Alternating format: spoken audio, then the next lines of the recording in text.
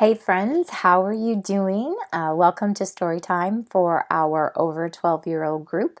We are continuing to read The Day My Butt Went Psycho.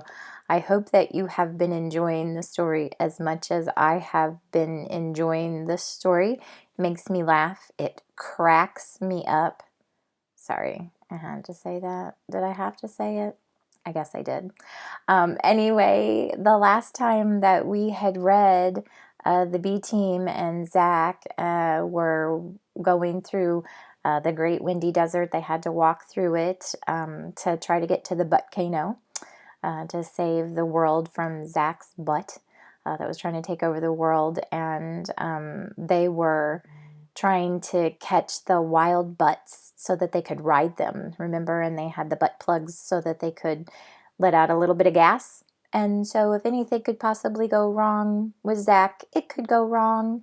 And he was trying to ride one of the butts. And of course, he couldn't just let out a little bit of gas. He let out a lot of gas and things went crazy and his butt flew and he ended up in the butt bog, right? In all that brown, icky, sticky stuff, which would be gross, right? Gross, gross, gross. So we are getting ready to read chapter 6, which is called Stench Gantor, which I practiced. I kept calling it Stinchinator. That's wrong. It's Stench Gantor. I practiced. Stench Gantor. I kept practicing. Stench Gantor. So I would say it correctly. So here I go. Chapter 6. Stench Gantor. So The Day My Butt Went Psycho by Andy Griffiths. Zach tried to swim around the edge of the thick brown bog, but it was no use. He could feel the bog sucking and pulling him down. Eleanor was right, he thought. He should have taken her advice and stayed in the butt shelter. He could have been happy with his false butt. After all, it was self-wiping. And what more could anybody ask of a butt? Zach was getting tired. The midnight butt rally, the buttmobile crash, the great windy desert, methane madness, the stink tornado, the brown forest, and now this?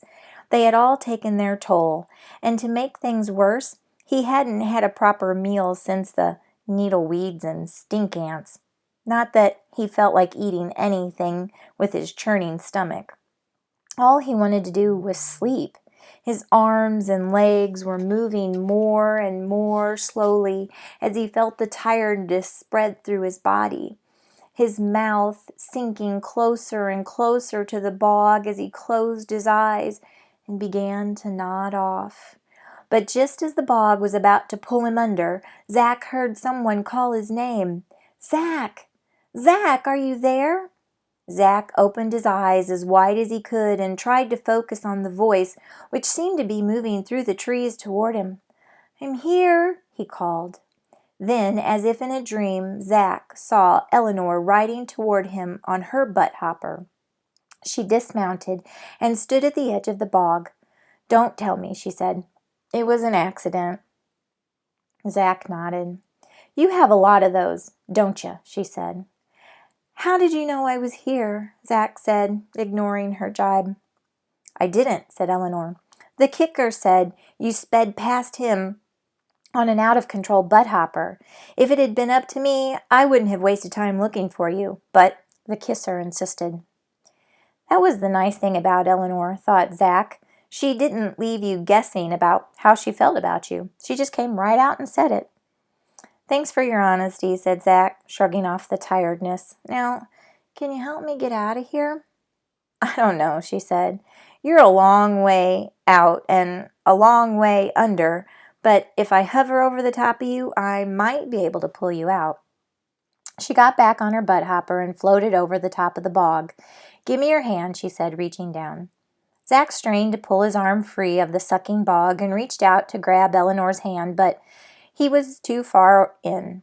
"I can't reach you," he yelled. "Can you come any lower?" "I'll try," she said. She lowered her butt hopper as close as she could, her knees almost touching the bog. Again she stretched out her hand. Zach touched her fingertips but still couldn't get a grip.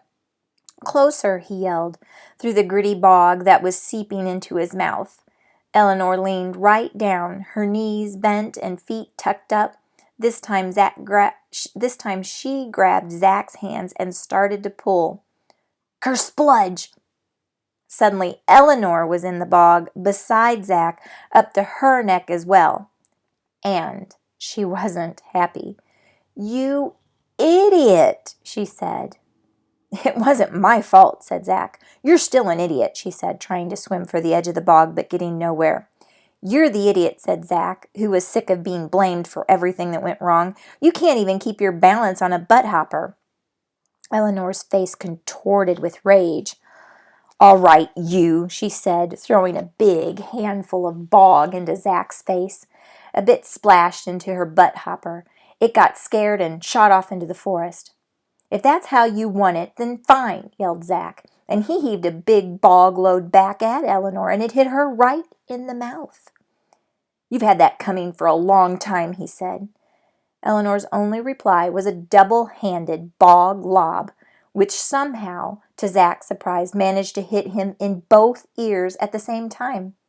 He was about to retaliate, but stopped when he noticed Eleanor's face. She had her head cocked to one side, listening intently. "Do you hear that?" she said. "What?" said Zach. "That crashing," she said.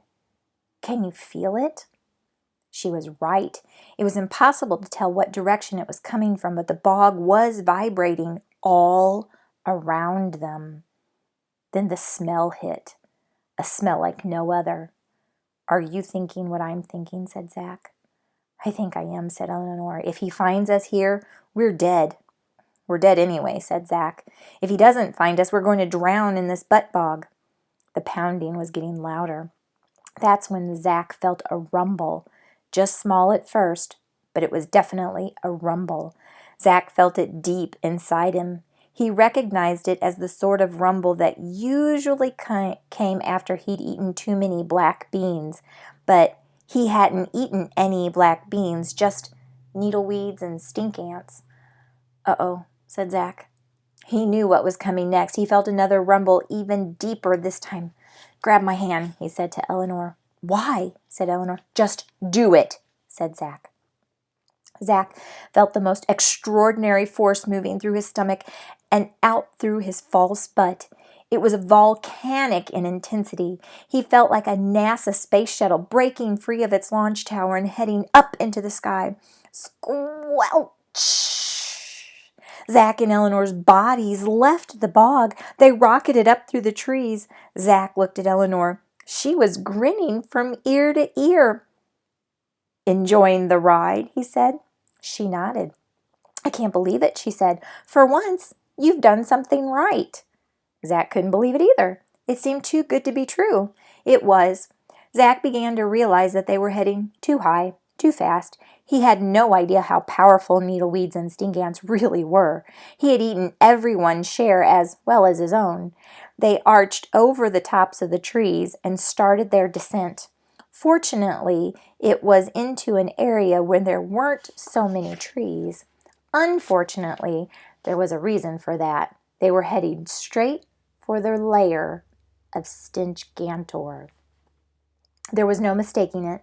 Below them was the ugliest, dirtiest, wartiest, pimpliest, grossest, greasiest, hairiest, stinkiest, most unwiped butt Zach had ever seen.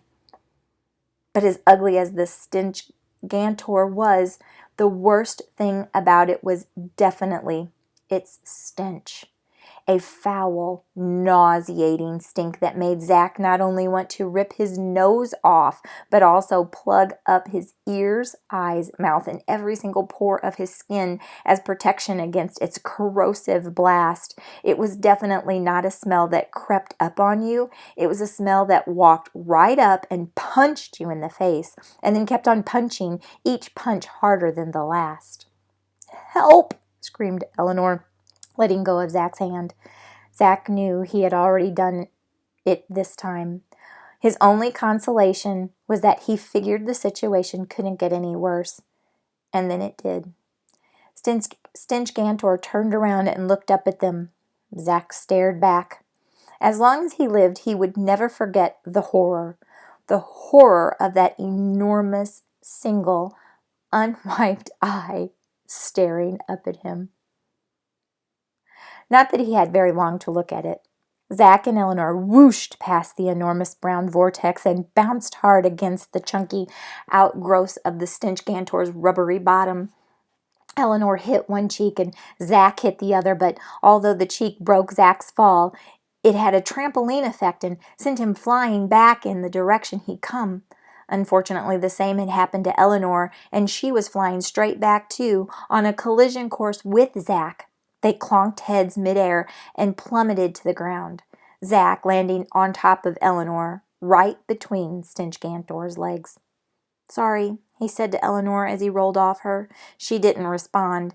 With a sinking feeling, he realized he'd knocked her unconscious again.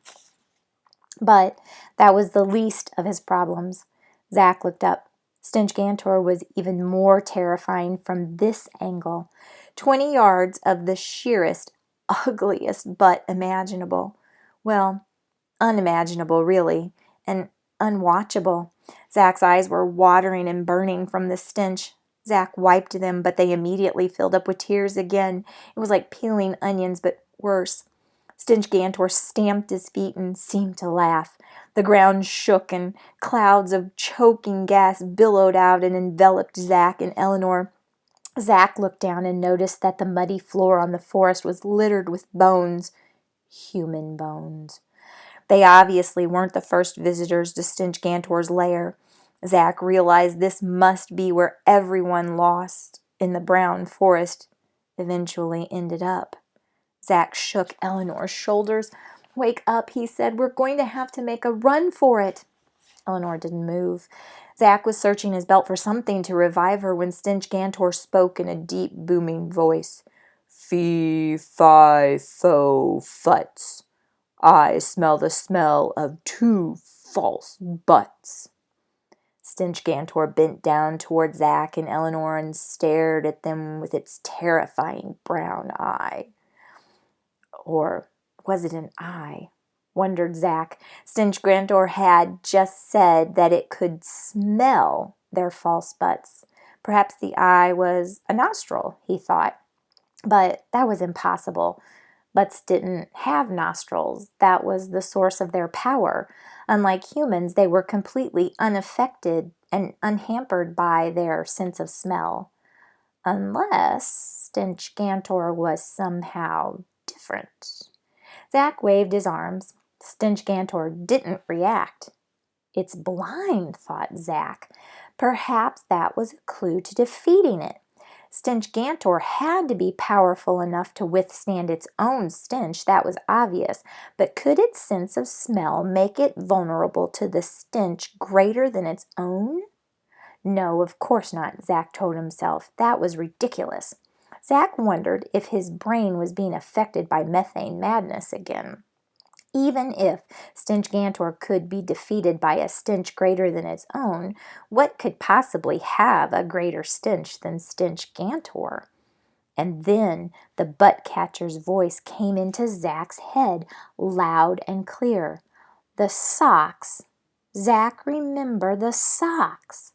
Zach remembered putting on the socks the butt catcher had given him and how he had worried they would make his foot odor worse. But perhaps that was the point. Stinchgantor bent down over Zach and Eleanor and sniffed with its huge brown nostril. "It's now or never." Zach reached down, pulled off his shoes, and peeled one of the socks off. "Pwah!" said Eleanor, coughing and choking herself back to consciousness. "What's happening? Where are we? And what is that awful stink?" "It's Stinchgantor," yelled Zach. "No, I mean that really awful stink," said Eleanor. "That would be my socks," said Zach. "Boy, you've got a problem," said Eleanor. "Let's hope Stinchgantor agrees with you," said Zach, waving the socks in front of the great unwiped butt. But Stinchgantor continued to draw ever closer to them. From this close up, its warts and pimples looked like enormous mountains. One pimple, a huge, swollen red volcano with what looked like at least 3 tons of custard in top, looked ready to erupt as it came closer and closer to them. "It's not working," said Zach. "Run for it." His socks were bad, but not bad enough.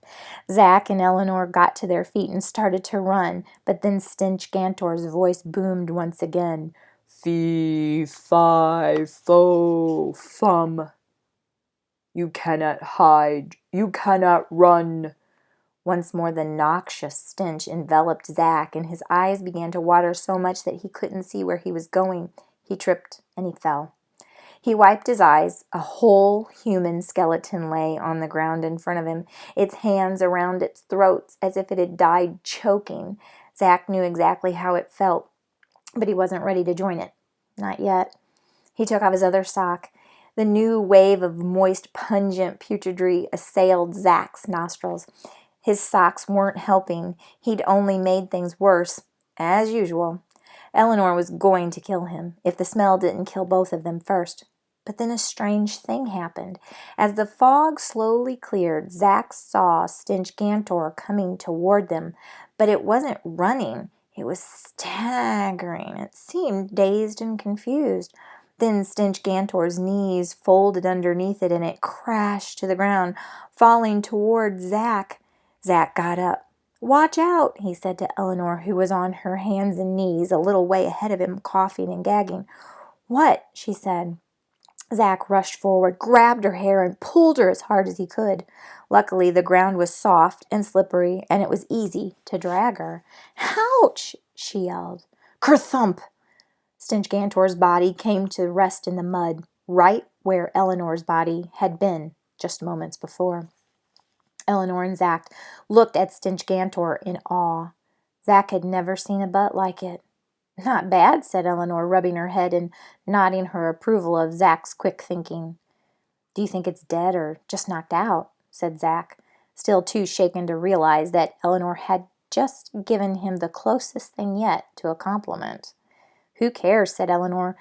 "Let's just get out of here. We've got to try to catch up with the others before they reach the coast." "How?" "Have you still got your fluffy pink toilet seat cover?" she said. "Nah," said Zach. "The kisser kept it." "Darn," said Eleanor. Overhead there was a droning sound. They looked up. A large squadron of butts was flying north. Zach and Eleanor watched them until they were obscured by the enormous pimple on Stinch Gantor's hide. Suddenly Eleanor punched Zach's arm. "I've got it," said Eleanor. "I know how we can do it." "How?" said Zach, slipping his socks back on. "See that pimple up there?" she said. "The one that looks like a mountain?" "Yeah," said Zach. "It's horrible. What about it?" "Well, first," said Eleanor, "it's pointing in the same direction as the butts that just flew in, isn't it? Chances are they're heading for the butt-cano. The coast must be in that direction." "Yes," said Zach slowly, starting to see what she was getting at, but at the same time not wanting to see what she was getting at. "And second," she continued, "the pimple is ripe for popping. All we have to do is be on top of it when it blows, and we hitch a ride to the coast. What do you think?" It's a terrible idea," said Zach. "I don't want to be covered in pimple pus, especially not Stinch Gantor's pimple pus." "You'd rather be rearranged by your butt," said Eleanor. "No," said Zach. But nothing," said Eleanor. "That's your choice. What's it going to be, Zach? Would you rather get a little pus on your pants or have a butt for a brain?" Zach bit his lip and thought about it. As far as he was concerned, it wasn't much of a choice. "Zach," said Eleanor impatiently. "Okay," said Zach. "Pus it is." "Spoken like a true butt fighter," she said. "Give me a boost up." Zach's head was swimming, but not because of the thought that he might soon be hurtling through the air covered in Stinch Gantor's pimple pus.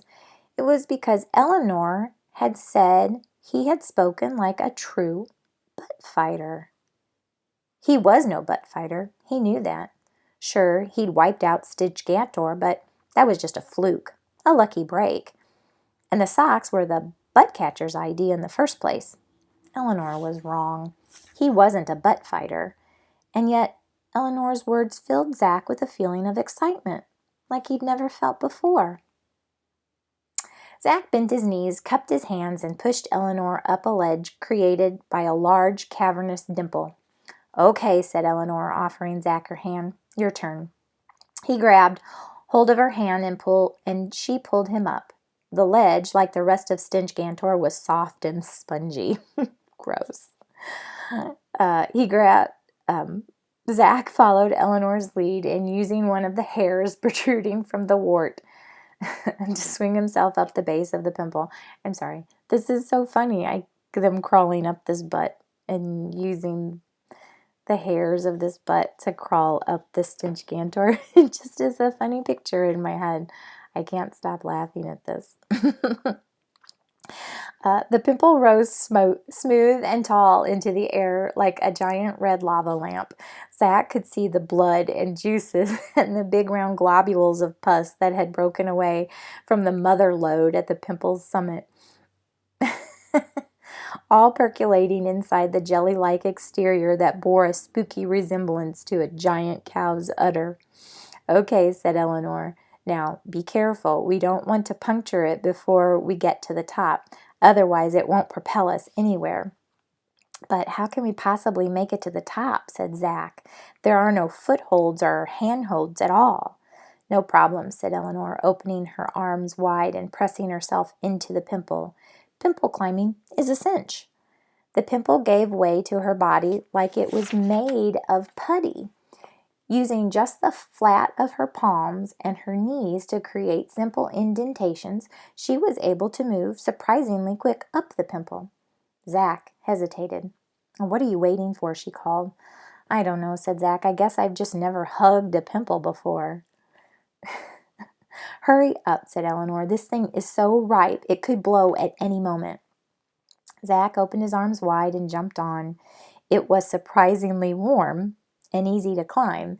As he climbed, he could feel the pimple juices squelching and shifting underneath him. As they got toward the top, the pimple rounded out, and sooner than expected, Zach found himself sitting on the top of the pus-packed summit with Eleanor. "Are you ready?" said Eleanor. "I guess so," said Zach. "Hold my legs," said Eleanor. She leaned down, wrapped her arms around the pimple right under where Zach was sitting. She squeezed as hard as she could. Zach felt the pus underneath him rise up like a big bubble, but it remained trapped in the thin but rubbery pimple skin. "It's not working," he said. Eleanor tried again, grunting with the strain, but the pressure was still not enough. Zach searched the belt and found the set of sewing needles. He took the largest and sharpest looking one out. "This might help," he said, and jabbed the needle into the top of the pimple. It did help. Splurt! The pimple burst like a geyser of hot, molten cheese, and Eleanor and Zach went shooting through the air toward the sea of butts. Zach was surprised. Being covered in pus was not pleasant, but it was not nearly as bad as he had imagined. They flew through the air in a graceful arc. It didn't take long to reach the coast. As they got close, Zach could see the bee team on the beach below. They had rows of butts lined up on the sand in between long pieces of butt boo. The kisser and the kicker were bent over, lashing the butts together. The smacker looked up and waved. Eleanor and Zach zoomed over the top of the bee team and splashed down into the water about 10 yards out from the sand. As they surfaced, they noticed the smacker was still waving to them from the shore. Only this time she was using both of her arms and was yelling and jumping up and down. "She must really be happy to see us," thought Zach. Then he realized she was trying to tell them something. Eleanor swam up beside him. "What is she saying?" she said. "I don't know," said Zach. He looked down into the water. There were hundreds of tiny butts swimming around his legs. He had never seen butts swimming before. Then the smacker cupped her hands around her mouth, and Zach heard her loud and clear. "Get out of the water," she called. "It's full of butt piranhas." Just out of one thing and into another all the time. Zach stared dumbly at the butt piranhas, too scared to move. "Swim, you idiot," yelled Eleanor. Zach didn't need any more encouragement. He started thrashing his way to shore. Normally, Zach was not the world's fastest swimmer, but he felt like he must have broken all known speed records getting out of the water. Not that he had time to celebrate the fact. As soon as he hit the shore, he jumped out and started hopping and kicking like a maniac, trying to get rid of butt piranha that attached itself to his big toe. The B team came running toward the sand. "Hold still," yelled the smacker. "I'll smack it." "I'll kick its butt," said the kicker. "No, let me kiss it," said the kisser. But Zach ignored them all. He gave an enormous kick, and the piranha went flying off of his toe and into Eleanor's head as she emerged from the water. "Hey," she said, gasping, "watch where you're kicking those things." The butt piranha flipped around on the sand, its tiny jaws clapping like a pair of castanets. The kisser walked over, expertly picked it up between his thumb and forefinger, and held it up for everyone to see. Zach looked closely. It was just like a normal butt, except instead of legs, it had fins. "Fascinating little creatures, aren't they?" said the kisser. "That's one word for them," said Zach, shuddering. The kisser smiled and threw the little butt back into the water. For a few moments it just floated on the surface as if it were stunned, then seemed to come to its senses and swam away. Zach breathed a big sigh of relief. He thought that if he never saw another butt piranha in his life, it wouldn't be too soon. "We looked everywhere for you," said the smacker. "Where have you been?" "Fighting Stench Gantor," said Eleanor. The kisser gasped. "Stench Gantor?" said the kicker, looking surprised. "But nobody's ever fought Stench Gantor and survived." "We did," said Eleanor, patting Zach on his shoulder. "Zach outstenched it. He used his socks." The group all looked at Zach in amazement. "I have very smelly feet," explained Zach. The group now all stared at Zach's feet in amazement. "But you're not wearing any socks," said the smacker. Now it was Zach's turn to look down at his feet in amazement. She was right. His socks were missing. "Oh no," he said. "The butt piranhas have eaten my socks. I've lost my most powerful weapon." The smacker smiled. "No, you haven't," she said, tapping the side of her head. "A butt fighter's most powerful weapon is in here. Don't underestimate yourself, Zach. You have talent." Zach's head was spinning. First, Eleanor had told him he'd spoken like a butt fighter. Now the smacker was telling him he had talent. But they were wrong. They had to be. He didn't have an ounce of butt fighting talent in him. That's what the instructor at the Junior Butt Fighters League had told him after he'd failed the entry exam for the third time. "Face it, son," the instructor had said, "when it comes to butt fighting, you're born just a spectator." Sure, Zach thought. He'd brought down Stench Gantor, but that was just luck. Beginner's luck. "The raft is ready," yelled the kicker. Zach looked at the butts, and the B team had lined up on the sand.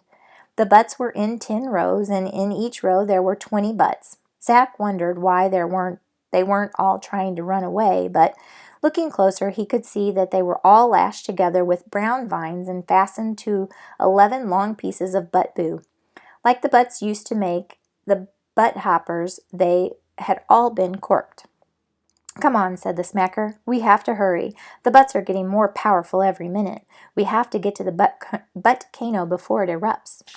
As she spoke, a huge squadron of butts zoomed overhead in the direction of the butt cano.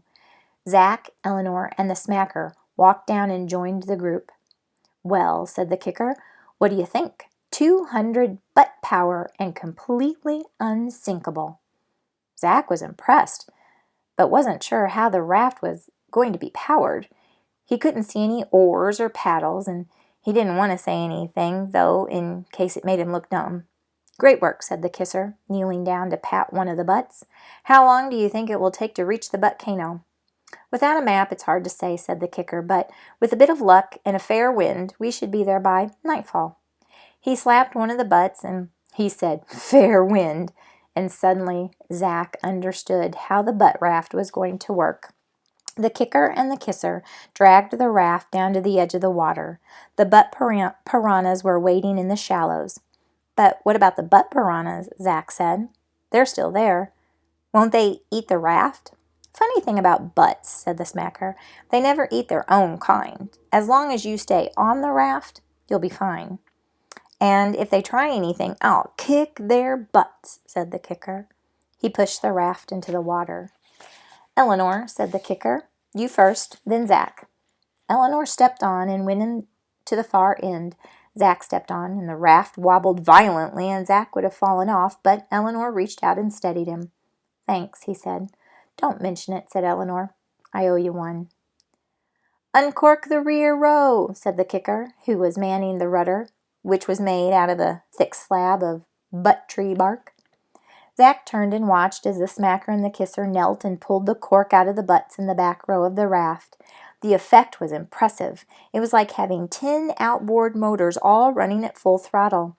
The front of the raft rose in the air as the butts and the back roared into action. How long do the butts last? Zach asked the kicker. About a half an hour each, he said, but we've got plenty of spare fuel. When the back row runs out, we'll replace them with fresh ones, and they'll all run out. I'll kick the rest of them of the way. The beach receded in the distance, as did the brown forest, and Zach was very happy to see the back of it, although now the sea posed a new challenge. He'd only been on the raft for a few minutes, and he was already feeling seasick.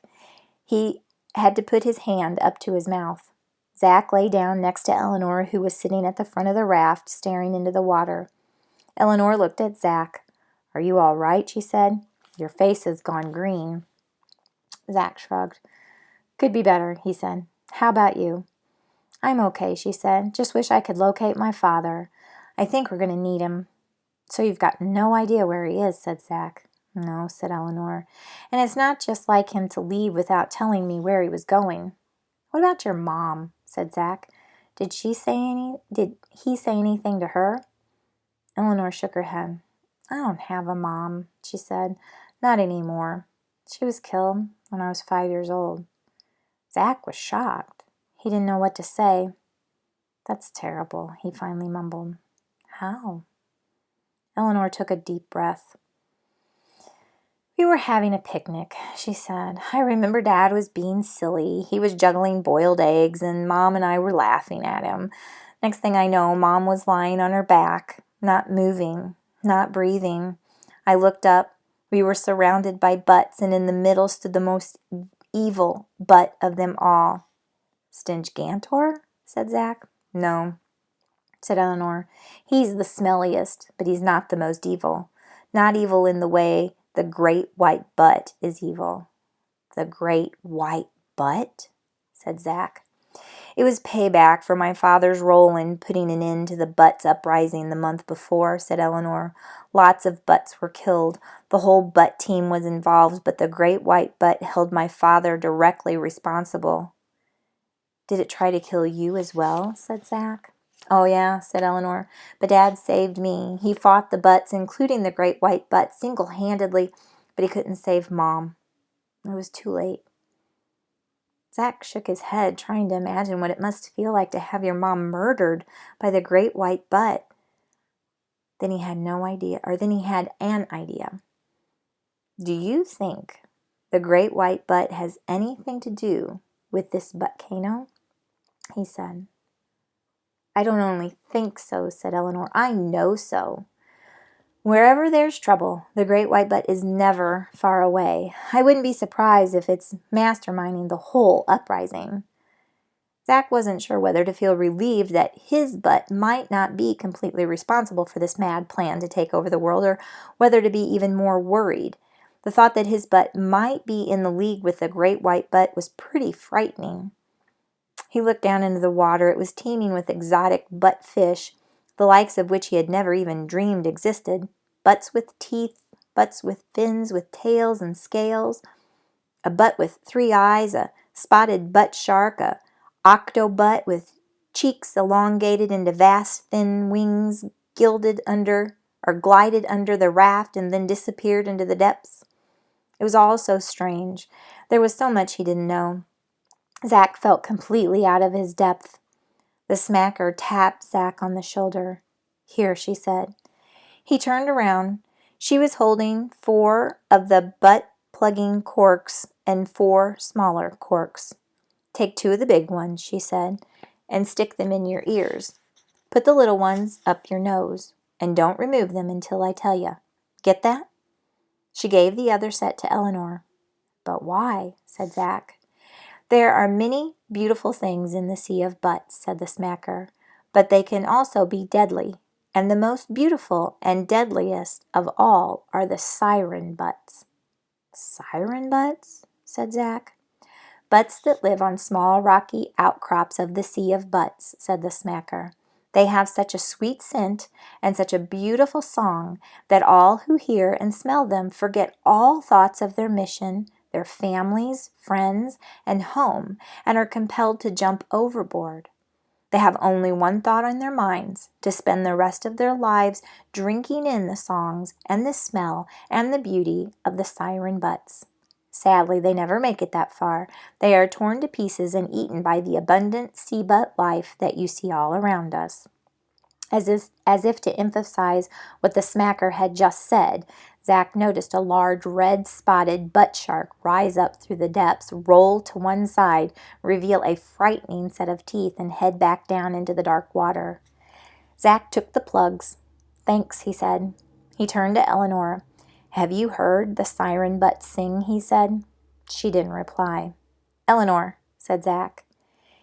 Her head was turned away. He wondered if he'd upset her in some way. He tapped her shoulder. She turned around, and Zach repeated his question. I'm sorry, Zach, she said in a loud voice. I can't hear a thing you're saying. I got the plugs in my ears. Okay, said Zach. You don't have to shout. Pardon? Said Eleanor. Zach shrugged. Don't worry about it, he said. What? Said Eleanor. I've heard them, said the kicker, who obviously didn't have his earplugs in. You've heard the siren butts? Said Zach. Yeah, said the kicker. Beautiful, too. Most amazing thing I've ever heard. But how did you survive? Said Zach. The kicker laughed and winked. Takes more than singing butt to get the better of me, he said. They're not that dangerous, but they are worth hearing, at least once. It was one of the few times since Zach had met him that the kicker had talked about something other than kicking butts. He figured the sound of the siren butts must be pretty special. Zach had only ever known butts to make crude, disgusting noises. The noises were occasionally amusing, of course, but Zach couldn't remember a single one that he would have called beautiful. Was it possible they really did sound like the kicker described? Zach rolled the plugs in between his fingers, trying to decide whether to take the smacker at her word or to take a chance and believe the kicker. That's when he heard it. Just a faint sound at first, almost indistinguishable from the roar of the butt raft, but definitely there, and definitely beautiful, like a beautiful choir, like a choir of angels, thought Zach. He could see a small rocky outcrop ahead. There were 3 butts on it, smooth and round and pink like ripe peaches. And the smell was something else again. It was like Zach's nostrils had died and gone to heaven, sweet and fruity. It wafted all around him. He sniffed deeply and then sniffed again, trying to take in as much of the smell as he could. But it just wasn't enough. He wanted to get closer. He had to get closer. Zach couldn't stay on the raft anymore. All he cared about was the sound and the smell of the siren butts. He had to get to them. Nothing else was important. Not food, not water, not family, not the B team, not Eleanor, and definitely not his butt. Only the siren butts. They were all that mattered. Zach jumped into the water and started swimming. And that's the end of the chapter. So Zach got caught by the siren butts, got pulled in by the beauty of their sound and the beauty of their smell. The next chapter we're going to be reading, chapter 7, is called Poopsies and Giant Blowflies. So it's interesting how Zach was able to defeat Stinchgantor, right? And he wasn't a complete idiot. And Eleanor had given him some compliments. And so did some of the members of the B team. So, like, he kept saying that he wasn't, all the things that he had done were just like by accident, by a fluke, and that he really wasn't doing those things. They just kind of happened. But he Eleanor wasn't always calling him an idiot the whole entire time. So interesting, but still making some mistakes. Like right now, he was falling under the spell of the butt sirens instead of putting in the plugs in his ears and his nose so that he wouldn't be caught by them. So we'll find out what happens. I hope that you're enjoying it. Get some of the parts are so funny, and I can't help but laughing at them. They're pretty funny. Thanks for joining me today and listening to The Day My Butt Went Psycho. I hope to see you the next time that I get to read. So have a great rest of your day. Get out, do something fun and enjoyable today, and I'll see you the next time. Bye, guys.